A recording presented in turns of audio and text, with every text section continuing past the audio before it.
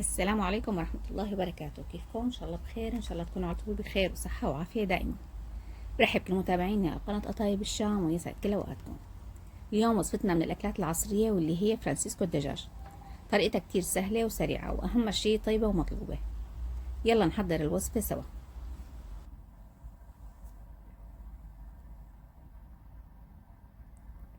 أول شي هون بنقلاية على الغاز. شغلت الغاز، مقلاية حامية لازم تكون. رح ضيف الزيت النباتي، زيت خفيف. رح نزل الدجاج عندي مقطع شرائح مثل ما واضح. نزل الكمية كلها. بسم الله الرحمن الرحيم. وهلا بدي اضيف البهارات عبارة عن ملح وفلفل، بودرة الثوم وبودرة البصل وبابريكا. خلطهم منيح قبل ما انزلهم فوق الدجاج حتى ما يجوا بمكان واحد. هلا رح اضيف نص الكمية والنص الثاني لإلي والدجاج على الطرف الثاني، على الوش الثاني، بس لياخدوا اول وش. هلا بعد ما قلبتهم على الوش الثاني رح اضيف معلقة زبدة، اختياري اكيد، اللي بيحب واللي ما بيحب بلاها. هلا رح ضيف الكمية البقيانة من البهارات والملح. هلا بدي اعطيهم تقليبه. الزبده بتعطيها نكهه كتير طيبه، اطيب من طعمه الزيت، وبتاخد لون ذهبي كتير حلو. بتستوي قلبها كمان. هلا هون رح ضيف الذرة. هلا فيكم ما تضيفوا الذرة، ما تقلوها يعني ما بيأثر، بس انا بحبها هيك اخذ من نكهه البهارات واخذ طعمها، يعني تستوي شوي. هي مستويه بس انه مشان تاخد نكهه البهارات، نكهه الدجاج. تقليبه خفيفه لانه الدجاج عندي مثل ما ملاحظين مستوي ما بده شيء. هلا رح ضيف صويا صوص كمان هون مشان ما احطه على الصمون، لانه رح يتش اذا بتحطه على الصمونه بتفتش الصمونه. هلا هون بيتشرب الدجاج نكهه الصويا صوص، يعطيها طعم كتير طيبه. انا ما حطيت ملح كتير لانه الصويا تركيزها عالي فما بتحتاج كتير ملح.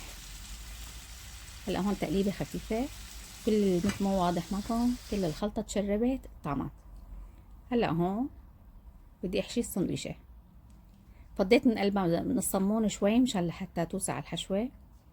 هلا اول شيء بدي اضيف المايونيز. هلا ممكن تضيفوا مايونيز وكاتشب حسب رغبتكم انتم، مثل ما بتحبوا. انا بحبها مايونيز لحالها غير شيء.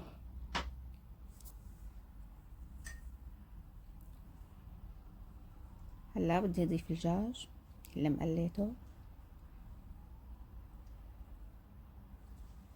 هلا هون ما رح احط لا مخلل ولا شيء. هلا هون ححط الجبنه، جبنه بارشتها مثل ما واضح.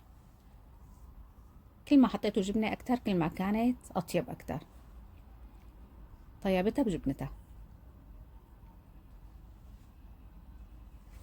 هلا رح اخدها على السخانه، هيك بس على السخانه. وقبل ما اخدها بدي احط لها الذرة اللي قلينا.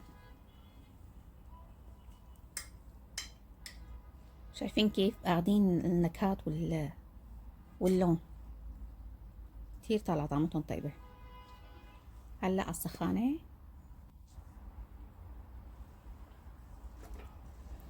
هون محميتها السخانة سخنة. حطيت ورق زبدة.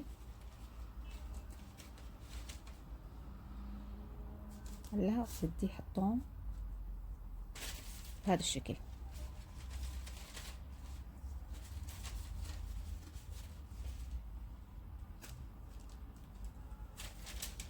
واللي ما في سخانة واللي ما عندها سخانة فيكي تستغني عنها ابدا، ما بيأثر. شوفوا كيف بياخد العقل اللون. هلا هيك بعد ما صاخت الجبنة بقلبها رح قيمهم. هلا هون بدي كملها حشوة بعد ما طلعتها من السخانة. شوفوا المنظر شو بشهي القلب، سخنة وجبنتها بتشهي القلب. هلا رح اضيف المخلل